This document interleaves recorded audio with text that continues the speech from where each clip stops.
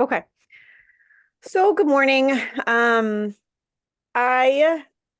have been a resident of Brockton for the past maybe 7 years or so. My husband grew up here, and we have two boys, 5 and about to be 8. And they are in the Brockton Public Schools. My background is that I was a middle school teacher for a really long time, and in Taunton and Cambridge in Massachusetts. And so I think I've always sort of been interested in areas and issues of justice, even as a young person.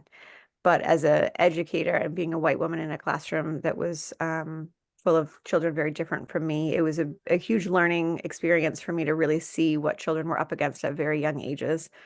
And at even 11, 12 years old, like the weight of the world that they already carried on their shoulders and how the education system at large impacted that.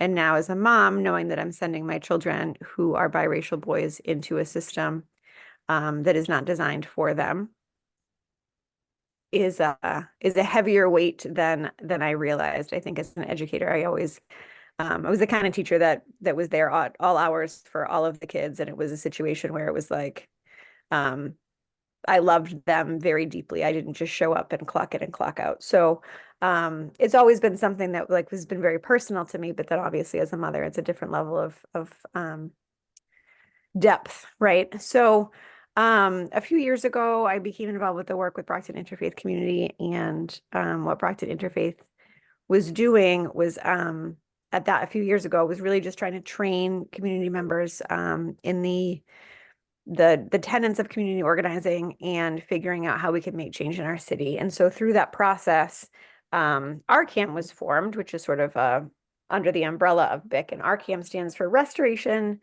Community Action Ministry, and it stemmed from Restoration Church, which I happen to not be a part of, but I joined their work because they were working on anti-racism in education and creating a system in Brockton that was focused on anti-racist practices. So we had a action with the superintendent at the time a couple of years ago in 2021, and he agreed, excuse me, to all of the asks that we put forward. And one of the asks happened to be creating this community table, this sort of equity board, where the thing about Brockton is that there are so many really amazing activists doing really great work in the city, but there's no connection between folks, for different reasons. And so we wanted to really end that idea of working in silos and really unite people, because we all know that the more voices are at the table, the more power that table has. And so our goal was to really create a space, and the superintendent was working with us to have it be like a really systemic situation where it's not just when he leaves, the community board ends too. It's like, this is the way that we want to do things in Brockton, and that the superintendent, whoever that may be, is expected to work with community and pay attention to community voice, not just like, oh, here's what we'd like to say, but real decision-making power. So that's what we were working towards. Perfect timing. So this is a slide presentation we used the other night. So just a couple of the slides I think are helpful here. So you can go, I think. Would you just tell just real quick the other night? Could you say a little bit more about that? Just Yeah, to frame so what that was, one of our please. members found out about I'm going to screw up the name. It's Massachusetts. Mass It's budget's fine. Yeah, it's about budget and policy in education. And so a gentleman named Colin Jones, who works with that organization, is really passionate about kind of uplifting communities that can't afford to hire a lawyer because they feel like injustice is happening. And so he sort of free of charge just comes around and checks in with communities and thinks, I mean, a Mass Budget Policy Institute. And so he came and presented for the community around larger budget, the way the budget works at a larger issue. My child has just come into the room because I'm here as a mother. Go ahead, close the door, please.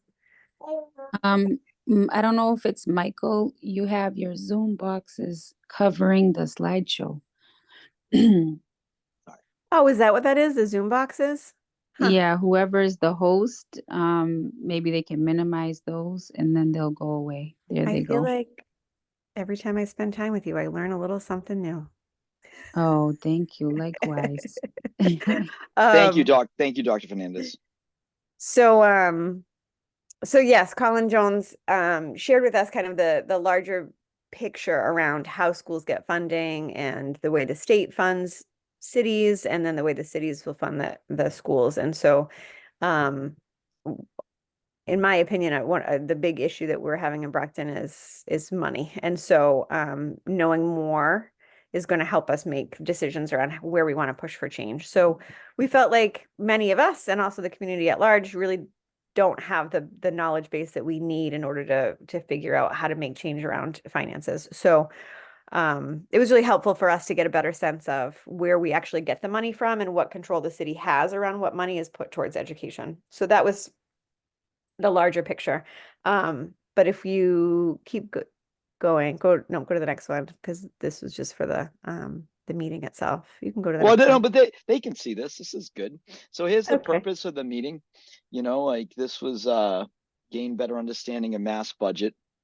Yeah, this was it Wednesday night? Thursday night? Yeah, because Been a long coalitions are wonderful. Like just like with WILF, you know, and I invite WILFers all the time for this because so many individuals, like Angelica on this call, for example, are involved with things for like so Angelica works with the BCEJ, but then she does all this work to help with guns and you know and so forth for advocacy, you know, and you know weapons of destruction. Sadly, they don't call them, you know, defense rifles, right? So, you know, it's building coalition. Anyway, so it's nice. But yes, and these for all the WILF people, these are some things when they open the meeting, they like to we've had people come in, don't ouch and oops and share the air. And these are nice little norms. Joan, we've done these for the National Racial and Justice when we covered Carol Anderson's White Rage and so forth. Here we go. But go ahead, Melanie. Pardon. Thank you kindly. So you can go to the next slide. So this is a little bit of just background that we wanted to share with folks at the meeting. If you don't, know about who we are as Brockton Coalition for Education Justice and things like that. So this is a little bit of a timeline of how things happen. So like I said, we had the action with the superintendent. And so during 2021, 2022, RCAM was having monthly meetings with the superintendent, holding him accountable to the yeses that he gave us, making sure he was following through with the things that he said he would do. And so we would meet with him once a month and just get some updates on what had been going on and what work he was doing that matched what we had asked him to do. And so the information here is relevant because what's happening is that our schools are in deficit. And so I'll say a little bit more as we get there, but the background information around ARPA and ESSER funds were federal funds that we received due to COVID relief. So that was only being given to us for a short time. And part of the conversation was that because that was limited funding, there was a attention to putting it towards things that would last and not just be let's hire some people and then in a few years we can't have them anymore. So they set up an equity, diversity, and inclusion team at the superintendent level in Brockton, which had never existed before. So that was a huge improvement that was made over the last couple of years in Brockton. So there's now a team that never existed before and has the head of the EDI team is an assistant superintendent. So there's an importance to that team and there's an establishment of that team that now there is annual district-wide professional development day that they've instituted. So they're doing a lot of really good work that was funded initially by the ESSER fund. So that's sort of an example of let's set this up and use this money as like creating offices and doing all of this work that we know needs to be done to get it started and then, know in the budget that it will continue. And so then also some training and, the superintendent let us know that 33% of it was required to be spent on learning loss. So there was free summer and after school programming for students with transportation and things like that. So this was just a little bit of an update of where we knew funds had been spent or what we had been told funds were being spent on. And then as we worked together, there was a core group of people. There's one person who's involved who is a parent advocate and does a lot of work with parents and empowering parents as voices in the community and reminding parents the power they have in the education system. So she was working with us heavily at that time, and we had some young people working with us, and Mina worked with us closely. And so during that time, we were really hearing a lot from students that the way teachers were treating them and the way the school culture had developed was really just very accepting of racism and microaggressions towards students of color. And so we wanted to really push around that and figure out what we could do differently around impacting school culture. It wasn't just the high school, it was middle schools as well, that we were hearing students be really impacted by these issues with educators that they should not be dealing with as young people. You can go to the next slide, please. And so then as we were really trying to move forward around that, this one right here, is when money stuff started to bubble up, right? And so layoffs happened. And if you're not familiar with pink slips, it's this idea that you may or may not have a job, right? Like you're probably going to be laid off is what a pink slip means. And so many educators went and found jobs elsewhere and then were invited back. But at that point, they had already found a job somewhere else. So that was happening at the end of last year. And the superintendent had worked with RCAM. And at that point, BCEJ was really becoming more established, created a school restructuring plan because he was really naming that the way the administration worked had been in place since the 70s, and it was designed to control students. And then that wasn't what he wanted anymore. He wanted a place where there was a learning environment that empowered students, but also created a space of learning that was beneficial for everyone, right? And so he was trying to restructure the whole administration to sort of create this systemic change. And we were working with him on a back to school plan, figuring out how we could welcome students back in with sort of this hubbub of layoffs and things like that. And like, we were aware of trying to be intentional with students. And then also setting up quarterly meetings with the upper administration, school committee members. He was working on people he was inviting. So like I had said before, we can really create this mandatory piece of what the superintendent should do in Brockton by meeting regularly with the wider community. And then when things really started to get a little wild and even more wild in Brockton there was an announcement of this deficit. And I think for me, the biggest struggle has been there's been a lot of lack of transparency and facts. There was a lot of rumor around an embezzlement rumor that this money was missing was the word that was being used. And it wasn't missing. It wasn't properly accounted for. There were certainly mistakes that were happening that I believe many people are responsible for, because in a system like Brockton, there's not one decision maker when it comes to funding, right?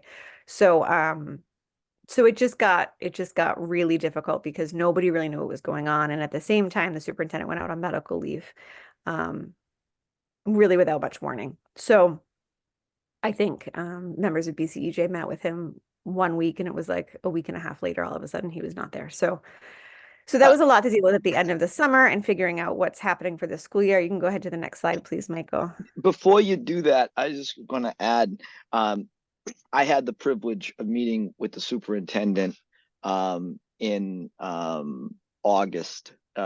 We had a wonderful August 17th meeting, and there was a 10-page document of policy, program solutions, thoughts and ideas. Actually, Dr. Fernandez and Dr. Fernandez helped and supported, I sent drafts and we talked about ideas and so forth.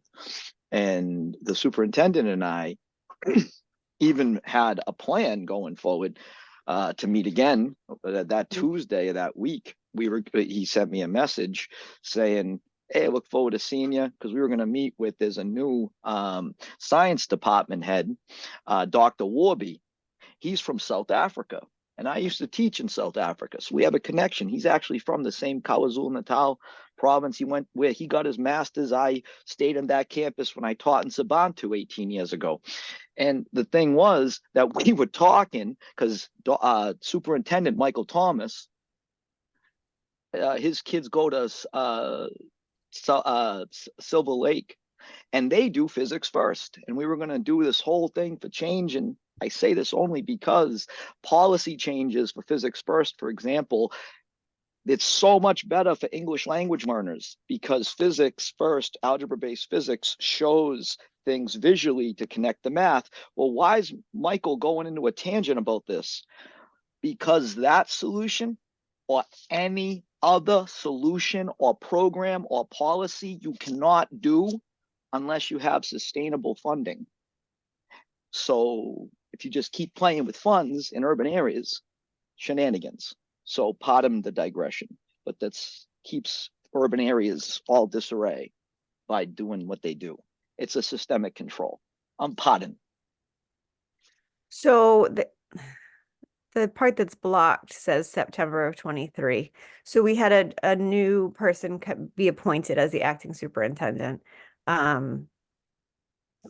could say more about that, but we'll skip over that.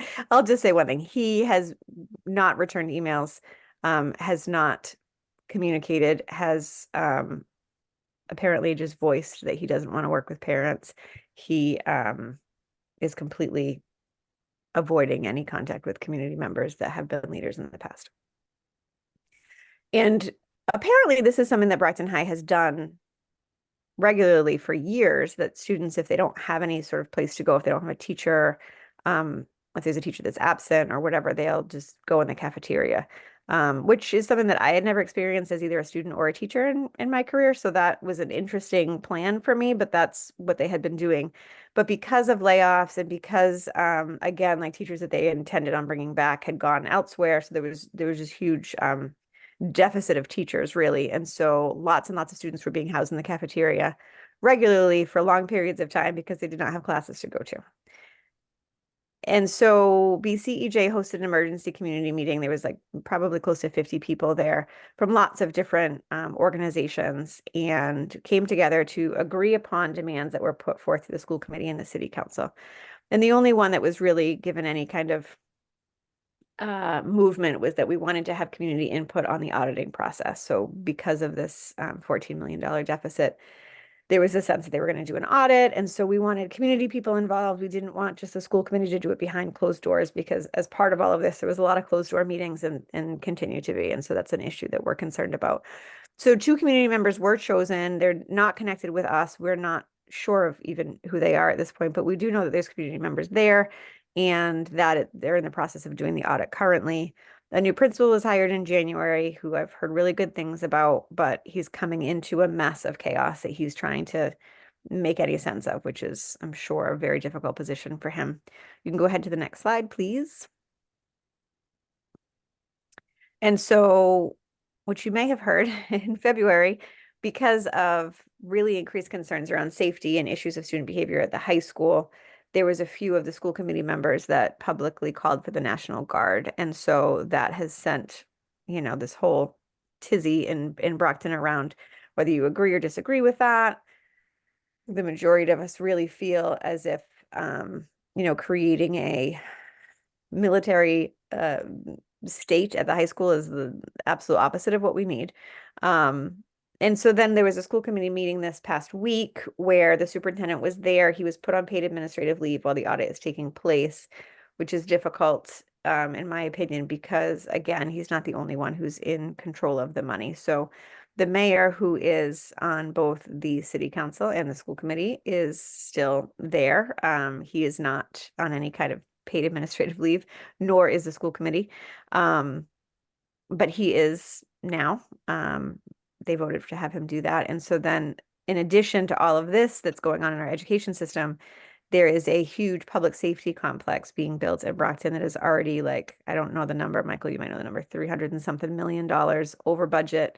And to reiterate the absurdity of that situation, is that they haven't even put any bricks together yet. They have just demolished buildings, and we are looking at construction vehicles and dirt, and already they're that over budget on that project. So what BCEJ is really concerned about at this point is thinking about how money in general works in the city, and that it's not just the school committee, and it's certainly not just the superintendent who's responsible for this sort of a situation. It's the city council overall, right? So we are pushing Can towards an audit for the city council and the whole city budget and looking at how they are or are not funding schools. There's been a lot of information kind of coming from the union, the educators around, because we were getting all this ESSER funding, the city was putting less money towards education, even though they have a minimum that they're supposed to put towards education. So there's just lots of like lack of transparency, confusion, finger pointing, et cetera, that we really are trying to remind the community that we want to be based in facts. I feel like for every meeting that we've had around this, we've started with like, this is what we know for sure. And that's what this timeline was about. The presentation this week was really around upper level budgeting, but we wanted to just ground everyone in like, this is what we know for sure that's been happening in Brockton because there's so many just rumors and speculation. And so what's difficult for me around this is that my heart is really still on this other issue of what does school culture look like? School culture has been a problem. And so when you have an underlying issue of school culture being an issue, when you have different adults that you don't know or have relationship with coming into your building and trying to take over, when you have literally a level of hundreds of kids in the cafeteria, or they have multiple cafeterias at the high school, without classes to go to, of course there's going to be problems. Of course there's going to be safety issues. And so this is something that's been building for a long time, and people just want to sort of blame the money and blame this. And oh my gosh, there's this narrative of our brown and black students being a danger and being scary, and we need the National Guard. And all of this is a symptom of so many more smaller issues that have been bubbling, I believe, for years. So go ahead, question. Is it Eileen with your hand up? Only when it's convenient for you. If you want to finish your presentation, it's fine. No, that's good. I'm about wrapping up unless Okay, but I have two questions. Yeah. One is what is the percentage of people of color within the Brockton school system? And the second question is, tell me more about this public safety complex. What in the world is that? Do I have to talk about that? I don't know a ton about it. Melanie, I'll just go like this real fast. Eileen, just to answer it very, very quickly, most over like 90% of Brockton High is, black and brown or just not white, right? You might want to say that. Public safety, let me just tell you, over the summer, talked with police and fire. I even asked, do you really need this? Do we really need this? Because the building they demolished was the old high school. What remained of it, I used to teach. It used to be called the Keith Center. Rocky Marciano went there. Us Italians, we appreciate him. You know what I'm saying? And that would have been a historic building in other places, but they wanted to level it, right? Which was kind of sad. And police and fire said, we don't really even need this building, but our union heads aren't even, they're not going to say no to money. Because I was saying, really, right now, during a time when we're recovering from a global pandemic and we're just trying to get our stride back, you're going to underfund the students. You're going to say this to the teachers, you know what I'm saying? Who like, it's been a lot, being a teacher. Now, I mean,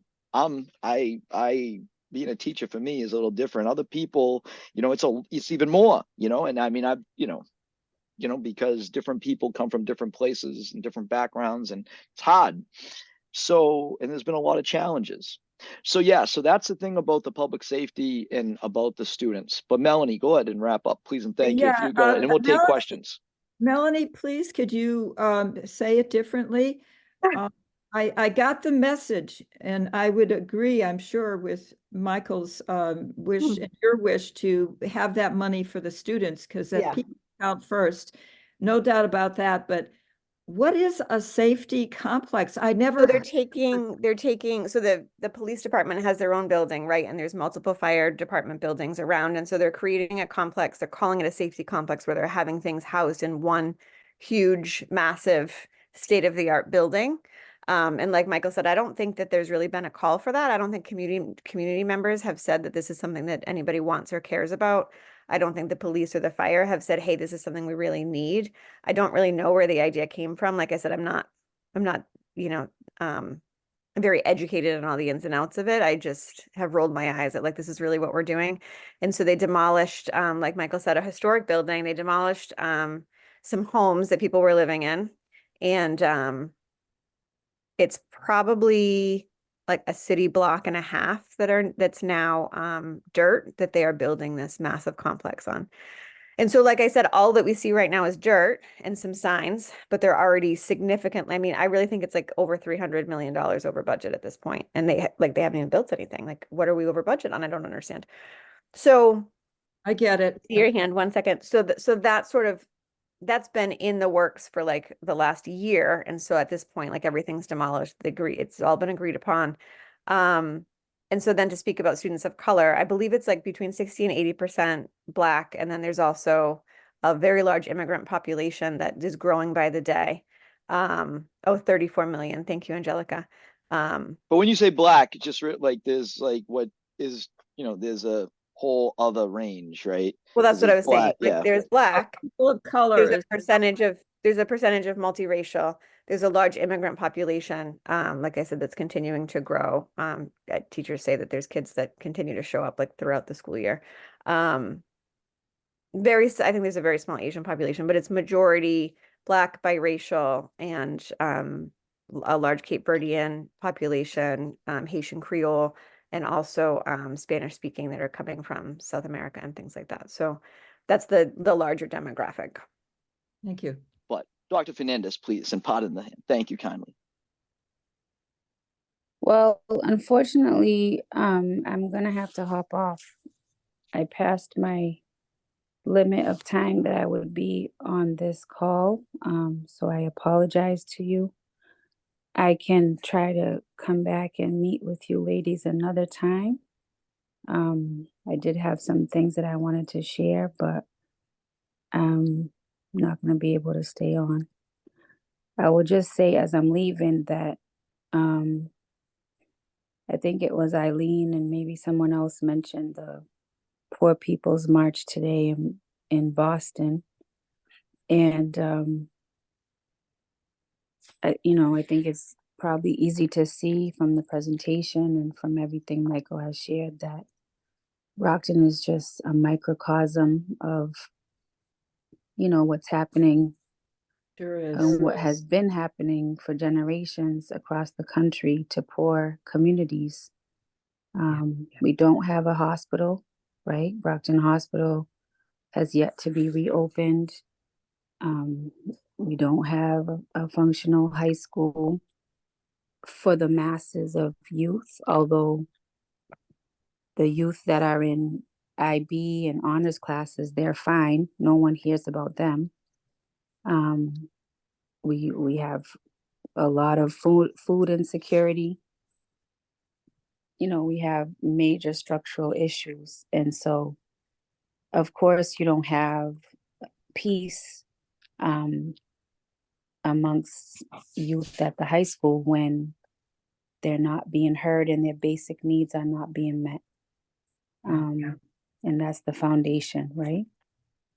So as far as you all serving as allies on this, in this work, I think that more work needs to be done to highlight the root causes and the public safety complex is a great, symbol of the failures of the city. I apologize again for not being on camera and not being able to stay longer.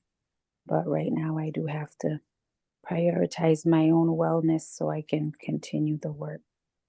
So thank you all. Be well, Dr. Fernandez. Dr. Fernandez, but before you jump, I don't think I just want to share for everybody on this call. WILPF US has a relationship with the Poor People's Campaign and Dr. Barber since its launch. When it launched, we were together with the Poor People's Campaign. So together we can. And that isn't just a slogan, because together good is rising. And we're not giving up. Take care. Ever onward to the world and school district we all deserve. Feel better. Thank you. Everyone have a great day. Thank you so much for being here. Thank you.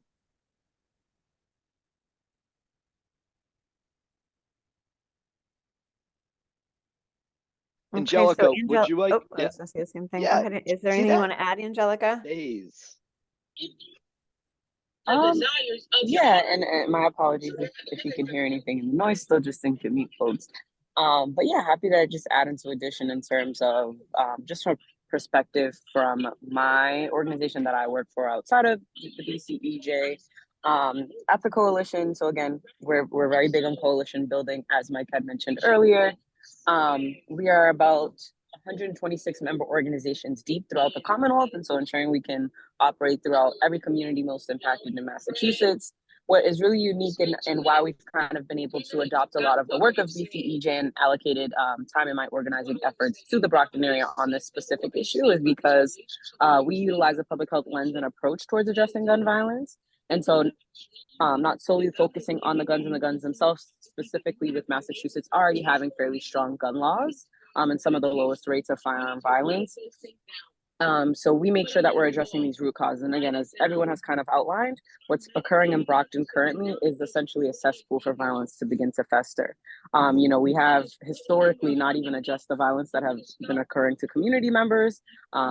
Fairly recently, there was an outburst of violence that many children were subject to as witnesses. And the thought that is always present in my mind is that there aren't very many social services to address the trauma that these young people are experiencing or have any follow-up. And those same young people are in the BPS system, so the Brockton Public Schools. And so thinking about how that behavior is then going to be translated into the classroom. And just like we talked about with the lack of support staff, adjustment counselors, guidance counselors, so forth, all of those items are things that are super important. So it's definitely why we've picked this up as an issue. Always happy to connect. I can put my email in the chat for folks that want to connect further on that. I too also apologize as I'll have to jump off momentarily, but definitely happy to be in touch and talk about any of our organizing efforts at the coalition as well. Thank you so much, Angelica. And just a quick thing. Before Angelica just mentioned the students.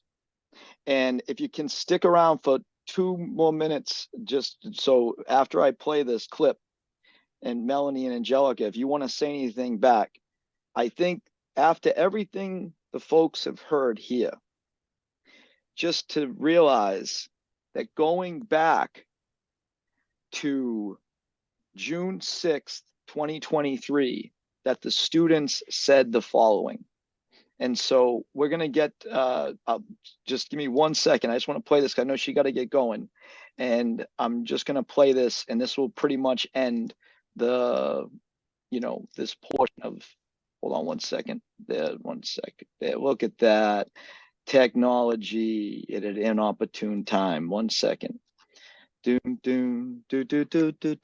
While you're setting it up, Michael, Yep. in a sense that you can intersperse what we as WILFers can do locally. Well, so it's actually in the chat. It's in the chat. There's a link. Hold on 1 second. So check this out. I took down all the chat. Thank you. No, yep. There's a link. Thank you for the opportunity to speak. As a student, I felt compelled to say a few words. We are demanding that the City of Brockton fund schools first. We have been in the news for all the wrong reasons, and that is extremely disheartening. We as a high school have such great things to show. When I tell people I go to Brockton High School, I want to feel proud of that statement. I often don't feel safe when I go to school here. I deserve to feel safe. We deserve to feel safe. The U.S. is losing teachers at a record rate, and many other districts are looking to hire our teachers, support staff, and guidance counselors. In order to make positive improvements as a district, we need the City of Brockton to fund schools first. If not now, when? Our generation, by no fault of our own, found ourselves in lockdown, isolated, struggling through remote learning through a pandemic that hasn't been seen in 100 years. I will be a senior next year, and my class is the last that will have gone to high school during remote learning. Developmentally, we are still recovering, closing the gaps made by COVID. We need to continue to rebuild and not tear down. So again, we say, if not now, when? This is why we are demanding that the City of Brockton fund schools first. Fund schools first. Fund schools first. Fund schools first. Fund schools first. Fund schools first. Fund schools first. Fund schools first. Thank you again for the opportunity to speak. Thank you.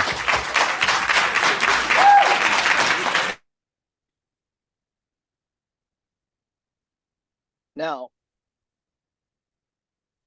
hello. We're here. All right, so that's the student voice. Now, with that right there, I'd like to turn the mic over to Angelica and Melanie, because just a comment, because that was before they could have retained all the staff. We finally, under Superintendent Michael Thomas, we had staffing. Finally, we're really fully staffed. Finally, we hadn't been for years, so we're finally fully staffed. And then recovering, gaining strides. And not to mention, over 2/3 of the Brockton High staff signed a statement saying, don't close a building, don't change the administration, don't make cuts. And then they still did it anyway, and the students all did this. So please, thank you. And there was a stabbing that spring. There was a stabbing, multiple stabbing on campus, and there were brawls happening. So it wasn't like this is new. Sorry, Mike, if I could pop in just since I have to jump momentarily. I think everything that Michael is saying currently, and much to Melanie's presentation as well, this is years of chronic disinvestment, decades of not listening to community members. And in my personal experience, I've lived in the Brockton area my entire life, so roughly 26 years now. And all of the community organizers and the folks doing the work have been the same members that I've seen in community as an adolescent to now, and actually now being a part of it. And so I think that speaks volumes to the fact that our community has historically had some poor leadership. And the municipal leaders, not all, but many of whom are the decision makers. And so really putting that need back into giving the power of the people, uplifting our community members and allowing them to be a part of that process, and making sure it's transparent and that folks are being held accountable for the things that they have done. So with that, that will be my final word. And I appreciate all of you here on the call today. I did drop my email in the chat, so if anyone else would like to be in touch or connect to any other means, feel free to send me an email as well. Much appreciation to all of you on this team. Have a good day. Thank you, Angelica. Thank you for all you do, and thank you for being here. Yeah, and just to answer the question about what can you do, I think at this point it's a couple things. On the one hand, I think mindset is really important, so that when you hear about Brockton on the national news, when you hear if it comes up in conversation in community, you being the voice in your circles around, this is a bigger story. Like this, we're getting one piece, but like Angelica just said, this is decades in the making. And what Amina said as well, that this is a system that doesn't provide what our children need. And so that's why these problems happen. And so being clear that it's not that our Black and brown children are dangerous and unruly and out of control. It's that they're not. when or systems decide that other things are more important, and young people do not get the mental health services they need, academic support that they need, when they do not reside in school cultures that value them. I think my children are in a school that does a really good job of uplifting them, but they're very young. Then as soon as they get a little bit older and get into middle school and become a little bit bigger and a little bit more dangerous looking, right? Then it becomes a different story. And so when we think about what we're hearing, I think one of the most important things that you all can do is challenge your own narratives, pay attention to what your assumptions are as you see things, and then listen to your friends, listen to your community, listen to the conversations that happen at the dinner table, and be that voice to have others question what's going on. Help others to think critically around these issues, because I think one of the biggest issues is that people just take it in and don't know the behind the scenes, and they get this much of a picture and they make decisions about other people. And so I think that's step one. And I just see, Angelica, you're still here. Did you want to hop off, or did you have anything else to say?